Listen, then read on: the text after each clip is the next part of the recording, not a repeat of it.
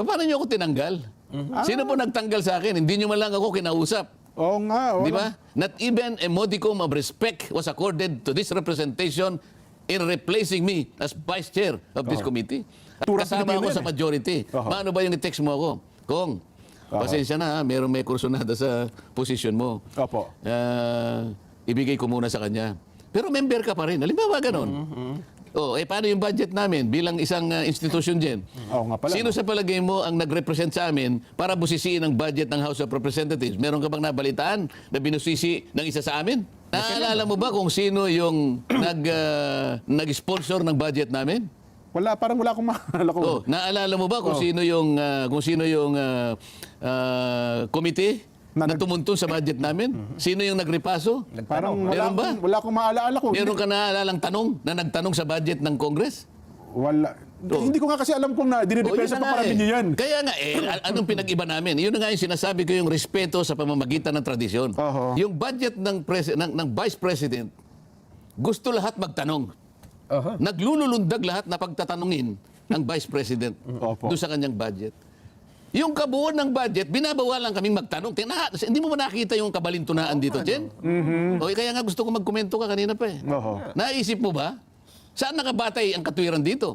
Opisina siya ng Vice President, halos lahat. Gusto magtanong. Nang gigigil lahat eh. Na magtanong lahat. Pero yung kabuuan ng budget, nandun na sa plenary debates, ayaw na kami pagtanungin. Hindi ba kayo nakakahalata niyan? Pag-isipan ninyo mabuti. Kailangan maunawaang mabuti. Bakit pinanggigilan?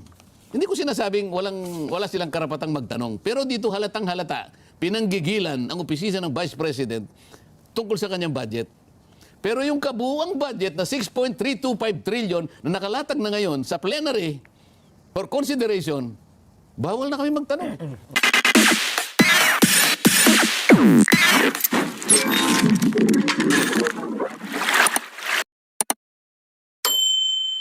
Pero malaking katanungan dito kung, yun naman palang itatanong nyo, bakit hindi kayo pinagtanong? Bakit pinigilan kayo? Tanong mo kay Jen, baka alam niya yung dahilan. Hindi ba? Opo. Hindi, tama yun. Sagutin mo yung tanong niya. Valid yun eh. Baka ho kasi iniisip nila kasi matatapos na dapat. Baka mahaba kasi yung tanong, Nelson. Hindi kami matapos sa isang araw.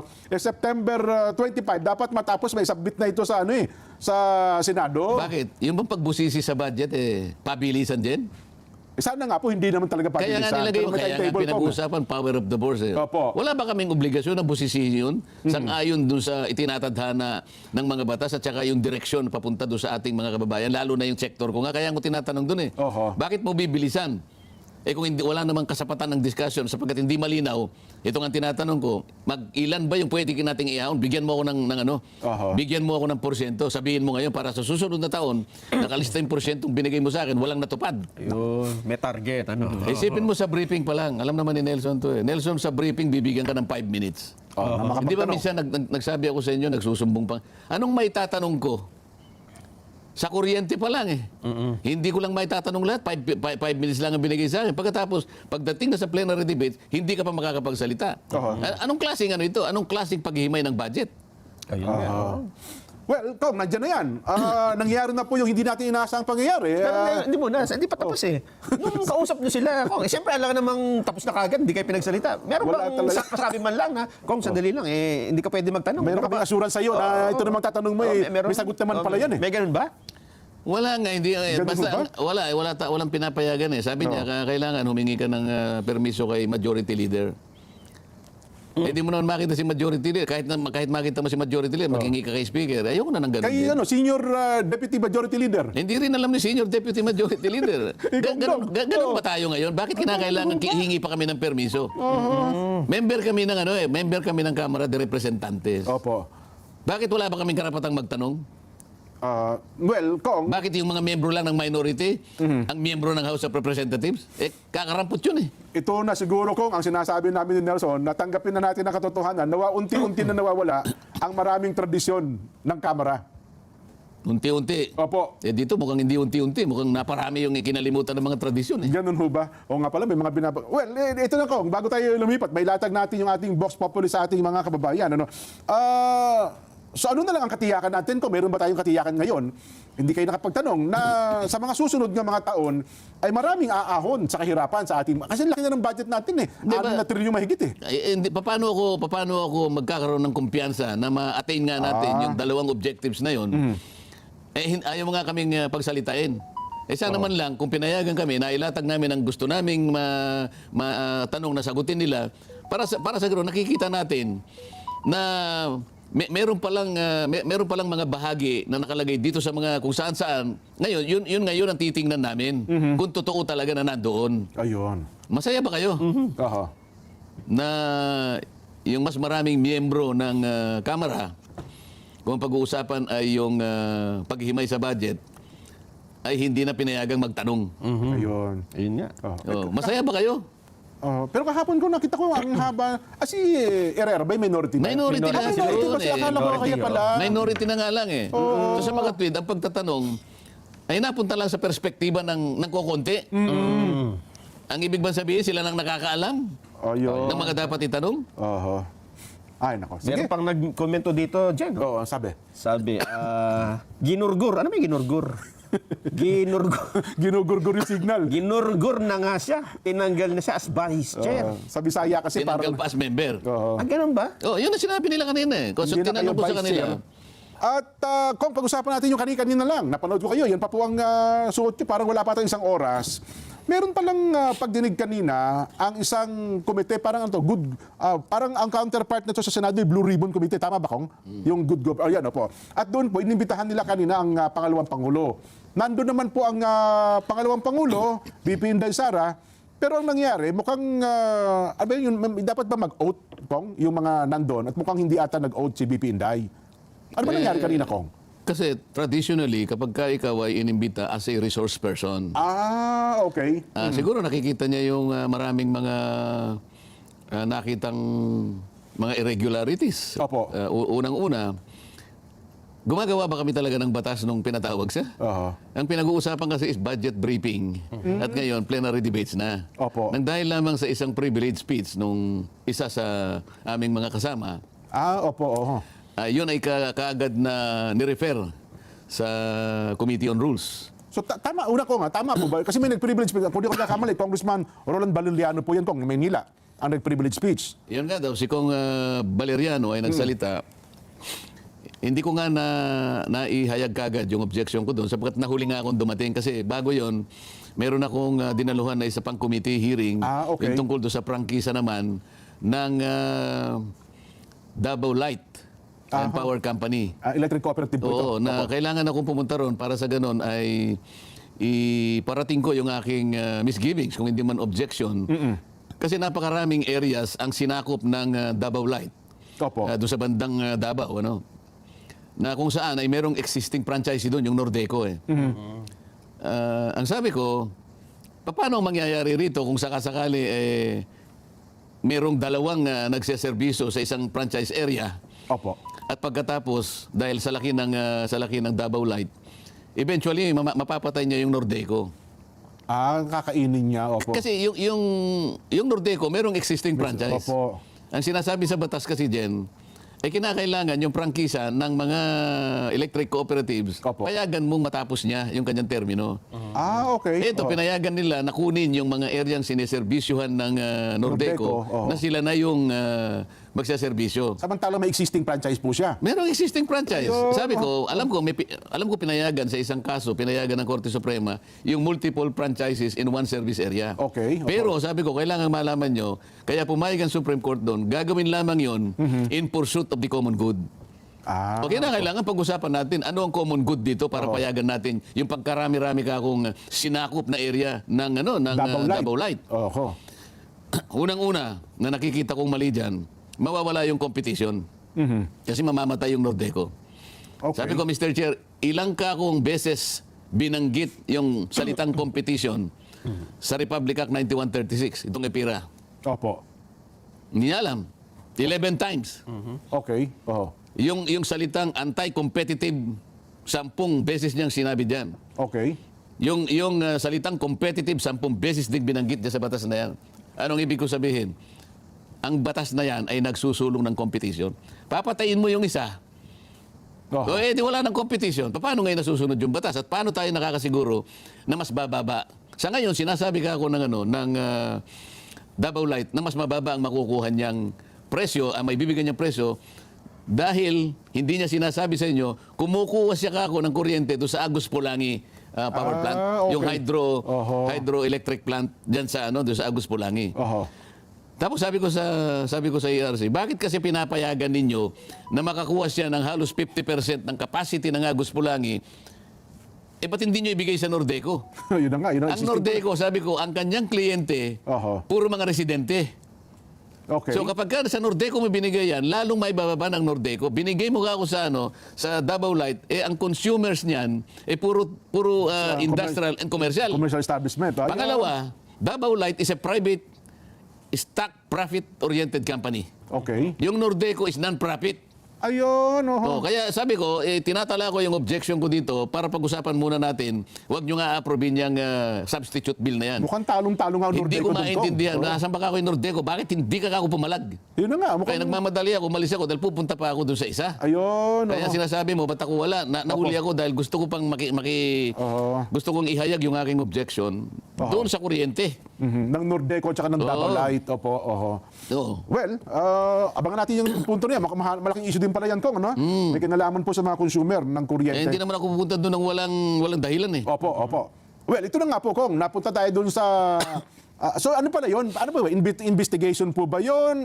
Sinabi nila- In aid of legislation? Sinabi nila, investigation in aid of legislation. Okay. Ngayon, dahil nahuli ako, sabi ko, teka muna, Mr. Chair, pwede po ba akong magtanong? Opo. Dito po kasi sa tuntunin ng ating komite, sabi kong ganyan, sa Section 2, sinasabi, bago tayo magsimula, dapat merong preliminary determination na itong pinag-uusapan natin, Oho. ito nga yung privileged speech, principally and directly related to misfeasance, non-feasance, and malfeasance. Okay, opo.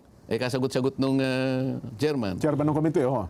Sabi ko, kasi kung ang naririnig ko ito, pinag-uusapan nyo naman, confidential fund at saka yung intelligence fund. Oo. Hindi ka ako nabanggit sa privilege speech ka ko ito. Di binubulungan siya ng mga Opo, ng staff nasa tabi, niya doon. opo. Marami na siyang staff na abogado rin eh. Opo. Your Honor, sabi niya, hindi lang naman ganyan. Basta sinabi niya, anything that is in connection with public interest. Yung confidential fund and intelligence funds are matters of public interest. Aha. Nandun na ako, Mr. Chair. So, did you make a prior and preliminary determination na yung pag-uusapan natin na intelligence fund at saka confidential fund ay directly and principally Opo. related to malfeasance? Misfeasance, oh. Nasaan ka ko yung order mo? Oho. Nakalagay dito sa Section 4 at saka Section 5, gagawa ka ng order delimiting the investigation. Parang pre-trial order ito, kumbaga sa korte, sabi ko. Tama nga naman. Nasaan yung pinirmahan mong order? Kasi kanya wala ka rito. Basta't sinabi namin, merong jurisdiction. Hindi nga ganun na nakalagay, there should be a preliminary determination. Oho. Pagkatapos, i-set out mo, by means of an order, ano-ano yung parameters, bakit konektado sa malfeasance? Oho. Malfeasance ba, non-feasance o misfeasance? Kailangan mong yan. Kailangan mo ipaliwanag. Nako. May pumunta. Alam mo naman yung mga agawan na, may gumaganyan-ganyan na naman sa akin. Nakala mo naman nakakaintindi yung mga yun. Yung isa, alam mo naman yun, huwag na natin banggitin. Opo. Hindi, Kong, ako naman, niniwala, mga kaibigan mo naman yung mga yan. Opo.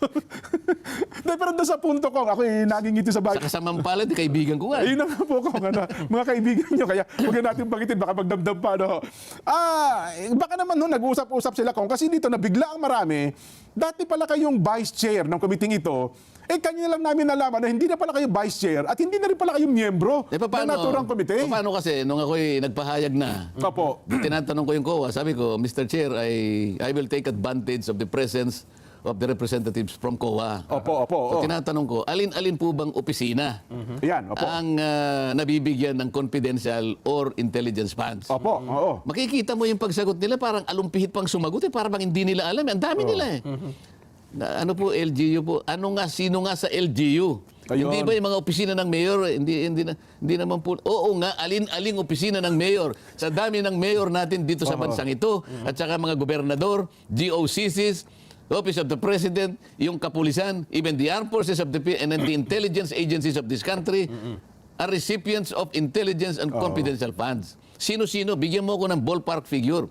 Pati ballpark figure. O sabihin mo na lang, marami medyo marami, Aha. o marami. Hindi pa niya masabi yun eh. Wala siyang Because ano man ang sagutin niya doon, sasabi, marami pala eh, medyo marami pala eh. Opo. Ipatawag nating lahat, hindi lang ang opisina ng Vice President. Lahat para may confidential fund sa Kung intelligence ang fund. ginagawa natin, kung totoong gumagawa tayo ng panukalang batas, para mas magandang magawa natin, patawag mo yung marami. Pang lahat. Opo. Hindi itong in-isolate mo lang na isa. Yun ang punto ko eh. Opo. Because I will later move, sabi ko. Doon ako inano na, Ayun. you cannot do that because you are no longer a member. Hindi kayo pwede mag-motion. O, isipin mo. Oho.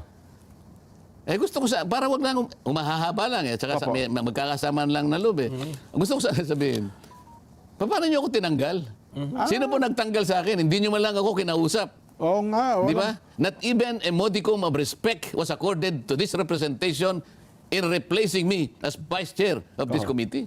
At ngayon pala, gusto niyong mangyari, pagka pala inalis ako as vice chair, Opo. automatic pala ako, Hindi naalis din ako ng hindi member. na kayo miyembro ng Paano komite. nangyari yon, Oho. Nelson? When Senior Deputy Speaker Gloria Macapagal Arroyo was removed from her office, she was still Deputy Speaker. Nawala lang yung Senior Pagiging Deputy. senior deputy speaker. O Opo. di sana, Oho. nung tinanggal siya as Senior Deputy Speaker, natanggal na rin siya pagiging Deputy Speaker. Oo nga, hindi na sila. Anong dito? Oho. Nasaan ang logic dito? Pero hindi masakit ang loob ko dyan, ha? Opo. Sinasabi ko lang para maintindihan ng kababayan natin kung anong nangyayari sa amin ngayon. Ayun. Di ba? So ito yung tradisyon Kailangan pala maging bukas sa kaalaman nila. tradisyon nyo na parang hindi na rin pala ginagalang ngayon ng Kongreso, ng Kamara. Ng ano? Yung tradisyon ninyo na dapat kapag ka may aalisin, at least sasabihan man lamang siguro yung mga miyembro. Di ba? Alam mo, hindi lang tradisyon yun, kagandahang asal yun. Well, tama kayo, no? Respeto na lang sa kapwa. Oo. Huwag na Kapwa honorable yung, tao. yung tradisyon kasi medyo malalim pa yun eh. Opo. Ang pinag-uusapan is a customary, a modicum of respect. Oho. Dahil magkakasama tayo. Kultura Kasama Pilipino ako yan sa eh. majority. Oho. Paano ba yung i-text mo ako? Kung, pasensya na ha, may kursunada sa posisyon mo. Opo. Ibigay ko muna sa kanya. Pero member ka pa rin. Halimbawa ganon. Kasi, member ako nun eh. Opo. Yung pagiging vice chair, pribilehiyo lang yon. Inalis mo akong, pwede mo akong alisin na vice chair. Pero member ako eh. Saan mo ka ako ibinatay na tuntunin? Wala silang may pakitang tuntunin eh. Opo. Basta okay lang papayag ako. Na kapag ka inalis mo ako bilang vice chair, naalis na rin ako bilang member, ipakita mo lang sa akin ang tuntunin. Okay na ako. Mukhang namroblema Diba? si Kong Joel Chua kasi first term congressman ito eh. Ay, wala naman akong problema Oo. sa kanila. Kung sagutin nila o hindi nila sagutin, ako, wala akong problema dyan. Naku. Pero ang nakalimutan ko lang, dahil sa pagmamadali ko kasi, Jen, Opo. una, anong pangalan ng congressman na nag-deliver ng privilege? Congressman na Roland Bariliano po, ng Maynila. Opo. Ang mali doon, yun ba ay nayo pa ito? Hindi. Parang third termer na bata o second termer na congressman ng Maynila. Oh, sa makatwid, marami nagkamali doon eh. Siya, at saka kung sino man yung kung sino man yung speaker ng panahon na siya nag-deliver, Opo. pati yung isang batalyon na kasangkot sa opisina Opo. ng majority leader. Oho. Kasi ang majority leader ang bastonero. Tama po. Kaya narito eh. Lahat ng kanyang deputy majority leader, assistant deputy majority leader, hindi naman lang nila naisip na kapag ka ang isang panukalang batas, yung bill, ito yung panukalang Opo, batas, panukalang yung batas. budget. Oho. Kapag ka dinideliberate ang isang bill, Okay. kabawal-bawalan na may tatayo sa plenaryo at magdi-deliver ng privilege speech on the same subject matter. Bawal pala yun. Bawal tradisyon. yun. Hindi lang kami, maski sa Senado magtanong ka, kilala mo naman si... Tama, kung Francis Tolentino, Sentol, opo. Tanungin mo si Tol. Ayun. Tanungin mo si Robin Padilla, baka alam niya. Kay Sentol na lang po, okay na tayo. Tanungin mo kay Senator Jinggoy, baka hindi niya alam. So, ganun pala ang practice, Kong. Oo, nakalimutan ko. Opo. Kasi nga, medyo hindi pa ako kumakain kanina eh. Opo. Yan, sige. Siyempre, patawarin na nila ako. Ang dami ko rin ng mga...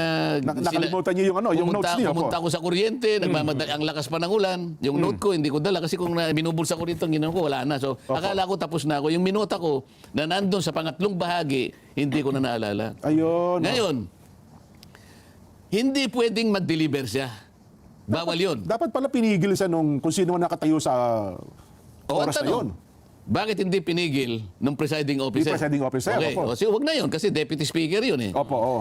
Bakit hindi pinigil ng majority leader? Okay, nakalimutan ng majority leader. Ikaw, Manix. Paano yung nandun ng mga batalyon niyan generals? Ha? Yung mga bastonero niya nakalimutan. Yung bastonero, deputy majority, Oo. meron pang assistant. Meron pa mga Kasi alam ko SDML. yun, nung ako naging senior deputy rin ako. SDML, oo. May mga 15 mga tauhan ako doon. Opo, oo. Wala man lang bang nagsabi sa kanila, Your Honor, hindi ka pwedeng mag-deliver. Bawal yan. Bakit wala? Ito pa yung mali. Opo. Okay? Pagkatapos niya mag-deliver ng privilege speech, ni-repair sa rules. Ay, ni-repair ka agad, So, hindi pa rin napansin ng rules ni repair. Sabi niya, hindi rin tama yun. wag na natin sabihin na lang natin na itala na lang natin sa journal, Opo. pero wag niyo nang i-repair sa amin. Magkakamali tayo May diyan. privilege speech na lang, halimbawa. Ito na naman ang susunod na mali. Oo. Ni-repair sa rules. Ang rules, ni-repair sa good government. Okay. Tama po. Kaya napunta nga kayo na sa hearing. Mali yun eh. Ang Opo. dapat na ginawa, wag na nung i-repair sa amin, diretso niya sa appropriation committee kasi ang pinag-uusapan is the budget. Budget. Apro dapat na may hawak. Yan. Ayun. Ayan ang napakaraming mali ngayon. Nako. Oh. Oho. Yung pagkakatanggal sa akin, wag niyo na isama sa mali. Pabayaan na natin Okay sila. na- okay na sa inyo, Okay ano? na ako doon. Oho. Kasi nakatikim na ako ng kape. Oo nga naman. So Oo. medyo nakakapagtaka nga. Kaya to. ako nagpunta rito. Aba dito, makakapagpaliwanag ako rito. Opo. Dito, hindi ako pipigilan ni Nelson. Kaya nga. Di ba? Oho. Oh, ikaw naman, pwede mo rin akong buyuin, di ba? Hindi po. Pero mamaya ko, pag-usapan na natin yung laman ng mga salita. Kasi marami tayo sa mga social media at doon kayo na, ang tanong din nila. Ibig mo sabihin yung mga tanong sa pangalawang Pangulo, hindi niya pwede sagutin sapagkat pera ng taong bayan yan eh. Pinag-uusapan, dapat ikarapatan na niya, nabusisiin niya at malaman kung paano ginugol. Kung puntahan na natin yung ating binabanggit kanina, kaya yan po sa Appropriations Committee, sa Good Government Committee, yung punto lang na, bakit pa kasi ayaw sagutin ng pangalawang Pangulo itong binabanggit ng COA na misrepresentation ba ang kanilang ginamit? Hindi ba dapat daw ipaliwanag din po ito ng tanggapan ng Pangulo sapagkat pera po ito ng taong bayan. Hindi ito personal na pera ng pangalawang Pangulo, Kong. Minaliwanag niya eh. Meron siyang Oo. presentation in 2025 budget. Ayun, opo. Oho. Pagkatapos, ang sabi niya, kasi meron siyang statement, may prepared statement, binasa Opo. niya. So recorded yun. Pinapaliwanag niya na makikipag-communicate po ako sa COA sapagkat subjected ito sa notice of disallowance. Opo. Totoo Notice of naman yun. disallowance pala, tama po. Notice pa lang, kasi meron siyang 6 months para sagutin yun. Pagkatapos, in relation to 2025, sabi niya, I will forgo my opportunity to defend the 2025 budget of the OBP by way of question and answer and instead leave it to the discretion of the House of Representatives to decide on such a proposal as presented. Oho. Kaya sabi ko kanina, ayaw pa po ba niyo yung sagot na yun? Magalang naman yung sinabi. Nasaan yung offensive part doon? Kayo na pong bahala. Ang ibig niya sabihin doon, kung gusto po niyo lagyan ako ng zero budget, nasa inyo po yun eh. Oho. Oho. I am leaving it to the House of Representatives to decide. Ano yung problema nila doon? Sapagkat nasa inyo nga naman ang power of the Bakit purse, kailangan pa niyang ipaliwanag? Oho. Hindi ba? Ang sinasabi, ipaliwanag. Sasagot pa lang po ako sa COA eh. Kasi po katakot-takot na opisina ang meron ding intelligence funds at saka confidential funds. Ang nakikita ko po rito, hihiyain nyo lang ako eh. Ako lang po ang ginigit-git nyo ng ganito. Kamukha nito ngayon, nagtatalo tayo ngayon. Ba't Office of the President ang pinatawag nyo? Wala po Office bang Vice notice of President. disallowance sa mga OGCs na pakarami? Sa mga opisina ng mayor, gobernador, AFP at saka yung PNP and such other offices of government connected with intelligence gathering and blah blah blah. Oho. Sabi na nga, meron din po eh. Ayaw niya lang sabihin kung gaano karami.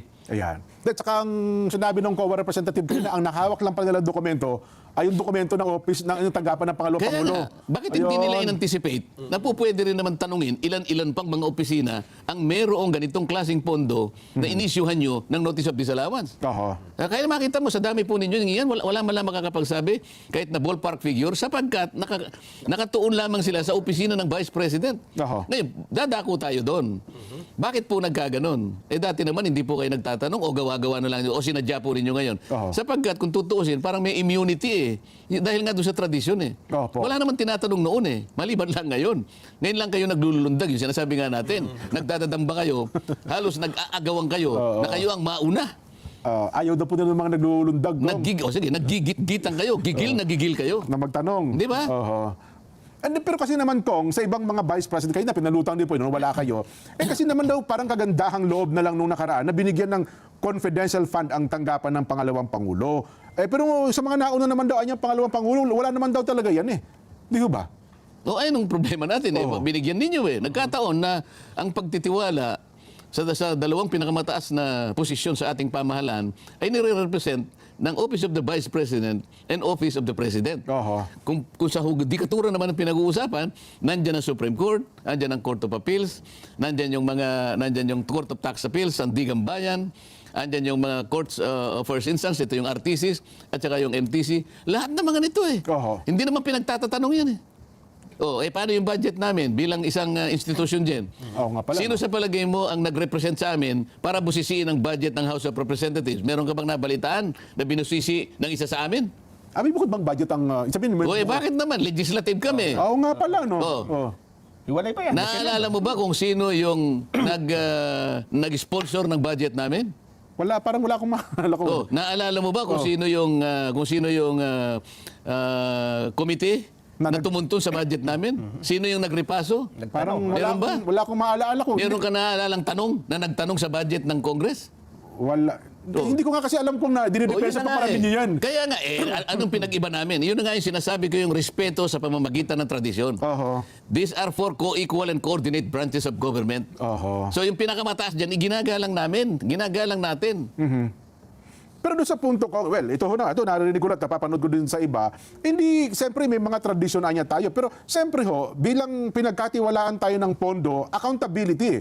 Accountable din tayo kung parang ipaliwanag mo sa taong bayan kung saan nyo ginugol yung perang inibinigay sa inyo, ipinahawak sa inyo. Kaya Diba, sa tanggapan ng pangalawang Pangulo. Kaya nga pinaliwanag niya, ito po yung aking presentation, may kalakip na pong paliwanag kung titingnan po ninyo at sasagutin ko pa po yung COA para sa ganun malaman po niyo kung saan po ginugol yan. Ayun. Ngayon, kung sasabihin mo na sa liwanag ng saligang batas, because ito yung palagi sinasabi, because public office is a public trust. Yung ganun mga banat ano? Tama po naman. Okay.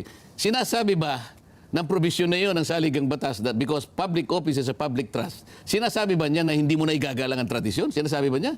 Mukhang wala naman po. O you ganun can binabanggit. harmonize. Opo. You can harmonize that provision with the existing rules of the House. Most of it are unwritten rules. Oho. Nakasama na yung tradisyon, precedent, and experience over the years.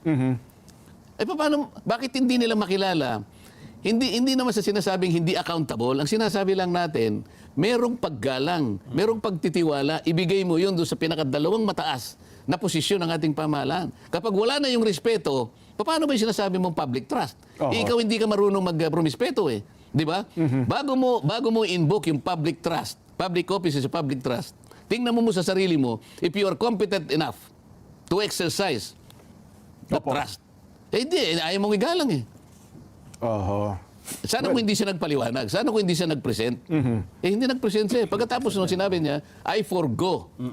I forgo. Hindi ko na po gagamitin ang opportunity ko na ipagtanggol yung budget ng opisina ng Vice President sa taong 2025 sa magitan ng tanong at sagot.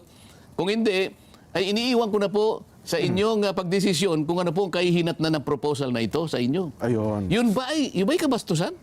Well, mukhang ang tingin po Ang nagsalita is a Vice President. Oho. O ngayon, sasabihin mo ngayon, hindi, kailangan ka namin tanongin, bakit noon hindi nyo ginawa ito sa iba? Yun ang katapat na tanong dun eh. Ba't ngayon lang kayo naglululundag? Ayun ang ayaw nila eh. Ay, wag daw po. Dapat noon, naglulundag din kayo para sa ganon, parehas lang. Eh ang kaso, sa tagal ko nga dito, sabi ko sa inyo, 2004 to 2023,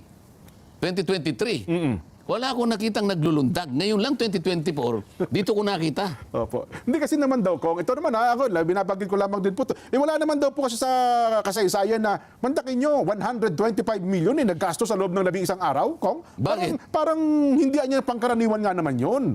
Di ba? Masyado ka suspityoso eh.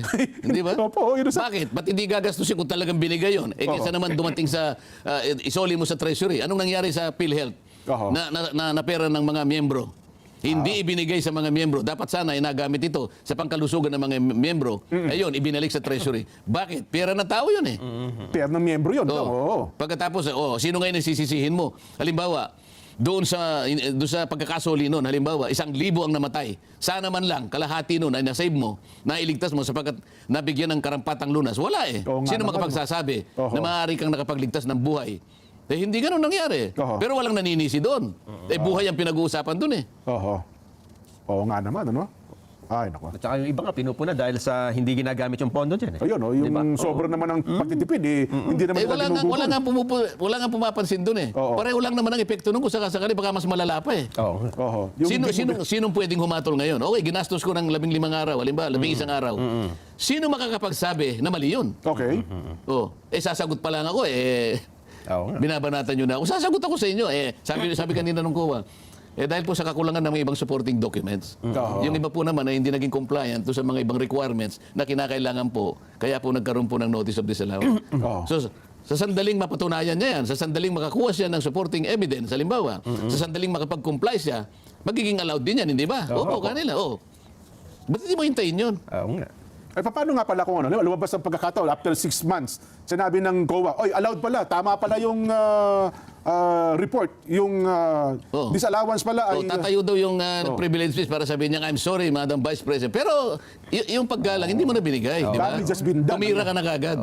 Kahit na mali, na hindi ka dapat tumayo sapagkat merong pending bill, Oo nga. tumayo ka at walang sumansala sa'yo dahil sa kanyong, sa pagmamadali ninyo na magkaroon kagad kayo ng hearing. Ayun. Di ba? Yun ang naglululundag. Alam mo, yung binabanggit ko kanina na binagbabawalan ng mga miyembro na magsalita kapag merong pending bill, no? Opo. Actually, yun ay basic sa amin yun eh. Opo. Sabi nga namin, nababalutan na ng ano yun eh, nababalutan na ng napakaraming susun-susun na tradisyon. Opo. Pero dito sa aming Rules of the House of Representatives, 19 Congress ngayon, ano? Naipasulat na ito eh. Rule 17. Ito yung tinatawag na privilege hour. Okay. Section 124 dyan, ha? Aha, okay. Pinahanap ko eh. Kasi alam ko ito, nabaano ko eh. Opo, opo. Paragraph 5, nakalagay, members shall not avail of the privilege hour to speak on concerns that are principally and directly related to the subject matter of measures already pending in any committee or in plenary session. Oho. Isipin mo, September 3 nung tumayo siya, nagumpisa yung October 4 yata eh. Opo. Ibig sabihin, nagsisimula na hinihimay na yung budget briefing at malapit-lapit na yung plenary. Yung sinasabi ko Opo. nga sa'yo. Actually, nagsimula ang plenary September 6 yata, kung di ako nagkakamali. Opo, yung plenary Halos deliberation. doon eh. Sa makapid ka, bawal-bawalan na tumayo siya. Ibig, tingnan mo, wala man lang nakapansin. Ako alam ko eh. Opo. Nakalimutan ko nga dahil wala yung record ko kanina. Kaya sinasabi ko ngayon dito. Oho. So, dapat, well, sa part... Pero kahit na mali, kahit na illegal, Opo. ginamit nilang dahilan para ipatawag ang Vice President. Oho. Isipin mo na lang ito dyan. Ito, Nelson, ikaw naman mapag-analisa. Aha. Ikaw ang aming analyst dito sa programang ito. Oo. Yung budget ng Vice President, gusto lahat magtanong. Aha. Naglululundag lahat na pagtatanungin ang Vice President Opo. doon sa kanyang budget. Yung kabuuan ng budget, binabawalan kaming magtanong. Hindi mo ba nakita yung kabalintunaan dito, Jen? O kaya nga gusto ko magkomento ka kanina pa eh. Oho. Naisip mo ba? Saan nakabatay ang katwiran dito? Opisina siya ng Vice President, halos lahat, Gusto magtanong. nang gigigil lahat eh. Na magtanong lahat. Pero yung kabuuan ng budget, nandun na sa plenary debates, ayaw na kami pagtanungin. Hindi ba kayo nakakahalata niyan? So, pag-isipan ninyo mabuti. Tatango-tango yung cameraman natin. Mukhang naintindihan niya. Nag-iisip din ho kami mabuti kung Ha? nag-iisip din po kami mabuti. Nakakalimutan nyo kasing isipin. Tingnan mo, ako kanina ko pa kayo iniintay na at kailangan maunawaang mabuti. Opo. Bakit pinanggigilan? Hindi ko sinasabing wala silang karapatang magtanong. Pero dito halatang halata, pinanggigilan ang opisina ng Vice President tungkol sa kanyang budget. Pero yung kabuuang budget na 6.325 trillion na nakalatag na ngayon sa plenary for consideration, bawal na kami magtanong. Oh. Ano masasabi mo, Mr. Analyst? Nakakalungkot ka. Nalulungkot ako. Nalulungkot ka lang? Nalungkot na rin ako. Kaya nga, tinong resulta ka. Ito na, resulta. Resulta ka na ba? Opo, wala na oras eh. Nalungkot lang si Nelson? Yun lang ba yung observation? Nalungkot? Your Honor, tapos Hindi na ba po. umapoy ang damdamin mo? Ayun nga. Sa kaloob-looban mo, hindi ka ba hindi ka ba natulala sandali? Natigalgal ka. Oh. Ay, nako. Your Honor, wala na tayong oras. Sige.